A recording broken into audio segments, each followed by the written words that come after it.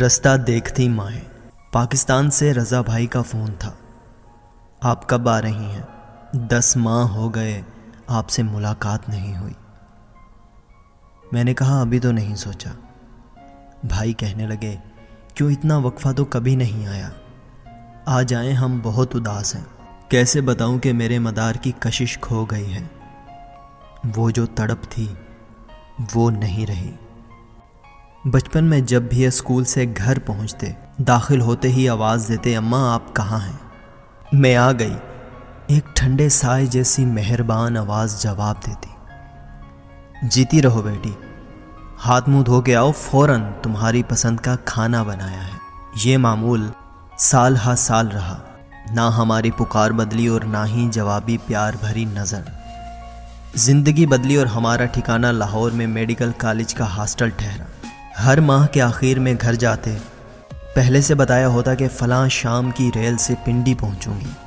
بھائی اسٹیشن لینے آتے، گھر قریب آ جاتا اور دید کی طلب بڑھ جاتی۔ حسب توقع اماں گیٹ پہ ملتی، میری وہی پکار اماں میں آ گئی اور وہی جواب جیتی رہو۔ ماں کب سے انتظار کر رہی تھی، تمہاری پسند کا کھانا بنایا ہے، چلو نہا دھو کے کپڑے بدلو۔ اور یہ کھیل ہم نے 5 برس مسلسل کھیلا۔ وقت اور گزرا، ڈاکٹر بننے کے بعد شادی ہو گئی اور ہم صاحب کے ساتھ فوجی زندگی گزارنے پاکستان یاترا پہ نکل کھڑے ہوئے۔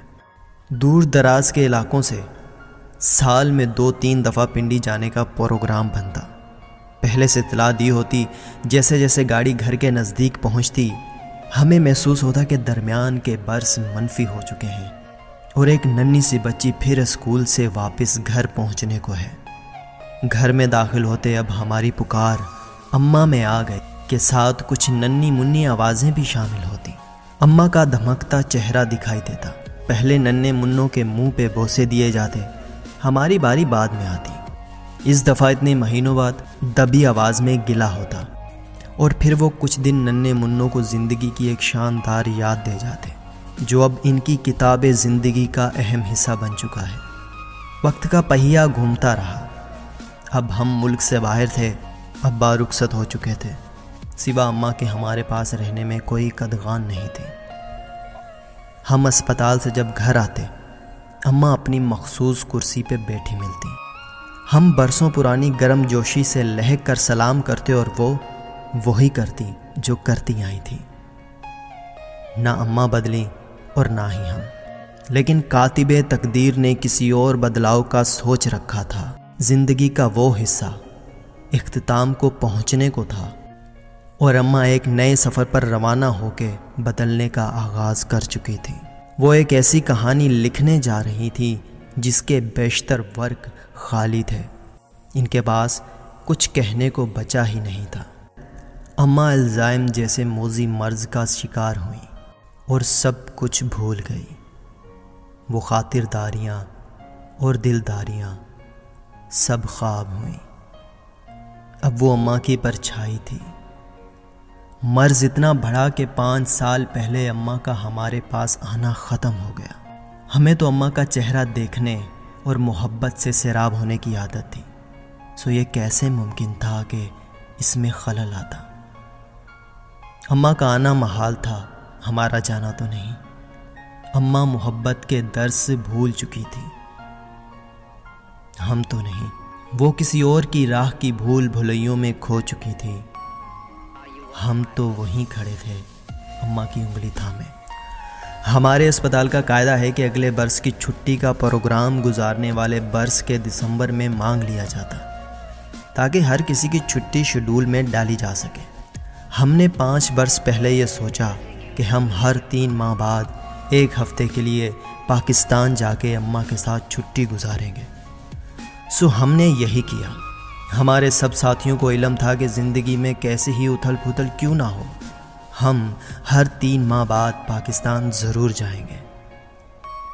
صاحب، بچے، بہن، بھائی سب ہمارے پروگرام سے آگاہ ہوتے۔ بعض دفعہ ہم پورے سال کے لیے ایک ہی دفعہ میں ٹکٹ خرید لیتے۔ ہر 3 ماہ بعد ایک بار ہم ایئرپورٹ اترتے، بھائی موجود ہوتا، گھر پہنچنے تک وہی کیفیت ہوتی جو برسوں پرانی تھی۔ دروازہ کھلتا، ویل چیئر نظر آتی، ویل چیئر پر وہی مہربان شفقت بھرا چہرہ۔ ہم اسی وار فختگی سے ملتے، وہ ماتھا چومتی، کبھی پہچانتی کبھی نہیں، لیکن اس وجود کی موجودگی اور آغوش کی گرمی دل کو ہلکورے لینے پہ مجبور کرتی اور محبت کے نرم گرم احساس سے بھر دیتی۔ ہماری موجودگی میں دوست احباب ملنے آتے، امی اپنی ویل چیئر پر اپنی دنیا میں گم اور ہم ان کا ہاتھ تھامے کزن سے نوک جھونک میں مصروف۔ سب ہماری اتنی جلدی لاہور آنے پر جملہ بازی کرتے۔ رضا بھائی کہتے، میں تو باجی کے پچھلی دفعہ کے وزٹ کے بعد ابھی تک بھاٹی تک بھی نہیں گیا تھا کہ باجی پھر آ گئی۔ سچ سچ بتائیے، آپ پھیری کا کام تو نہیں کرتی؟ وہی اس طرح بار بار چکر لگاتے ہیں؟ اور اگر کرتی ہیں تو کیا لاتی ہیں؟ ہم سب کی باتیں سن کے کہکا لگاتے اور کہتے، اب میں تم لوگوں کو بزنس سیکرٹ تو بتانے سے رہی۔ ایک دفعہ ایسے ہی کسی مذاق کے دوران ہم نے گولڈ کی کچھ چیزیں بیگ سے نکال کے دکھا دیں جو ہمارے ایک دوست نے منگوائی تھی۔ شفقت کے چہرے پر پھیلتی حیرانی اور پریشانی اور باقیوں کے فلک شگاف کہہ کے ہم آج تک نہیں بھول سکے۔ اماں اس دوران کھوئی کھوئی نظروں سے ادھر ادھر دیکھتی رہتی۔ اگر یاد کا کوئی جگنو کہیں چمک اٹھتا تو وہ ابا کی کوئی بات کرتی یا اپنی ماں کو یاد کرتی اور بچپن کی کوئی بات سناتی۔ 5 برس بیت گئے، ہم آتے جاتے، سفر کرتے، پاکستان کے سارے موسم دیکھتے، لیکن اماں سے ملنے کی ہڑک ختم نہ ہوئی۔ ہر دفعہ وہی اشتیاق، وہی طلب۔ ذہن میں ایک خیال ضرور رہتا کہ نہ جانے کب یہ چاند سا چہرہ اوجھل ہو جائے گا، نہ جانے کتنی مہلت باقی ہے۔ سوئے دل بیتاب، دید کرنے کا کوئی موقع ضائع نہ کر۔ اور پھر بالآخر وہ دن آ پہنچا۔ اماں نے ہم سے منہ پھیر کے رب کائنات کے بلاوے پہ لبیک کہا۔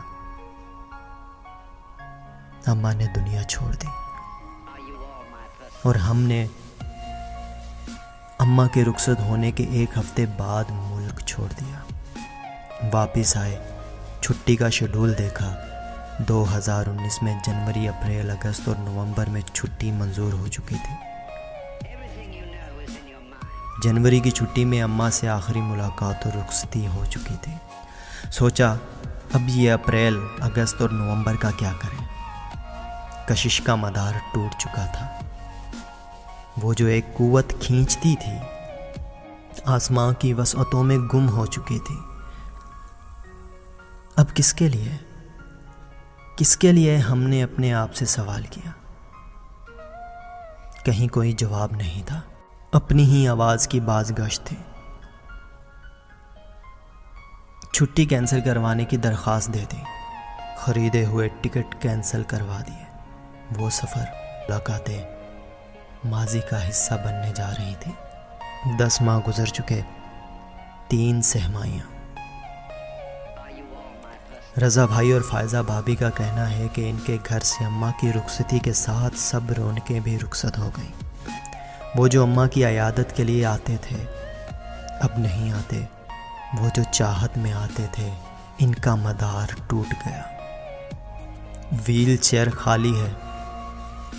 اگر ہم جائیں بھی تو دروازہ کھلنے پہ وہ پر نور محبت بھرا چہرہ تو نہیں ہوگا، لیکن پھر سوچتے ہیں کہ شاید کہیں اور گھر سے دور ایک خاموش بستی میں کسی کو انتظار ہو، کسی کا دل چاہتا ہو کہ کوئی آئے، پھولوں کی چادر چڑھائے، اسی طرح لہک کے پکارے، اماں میں آ گئی، اور پرسکون سوئی اماں مسکرا اٹھیں اور زیر لب کہیں، اتنی دیر لگا دی، میں کب سے انتظار کر رہی تھی۔ میں ٹریول ایجنٹ کو فون کر رہی ہوں۔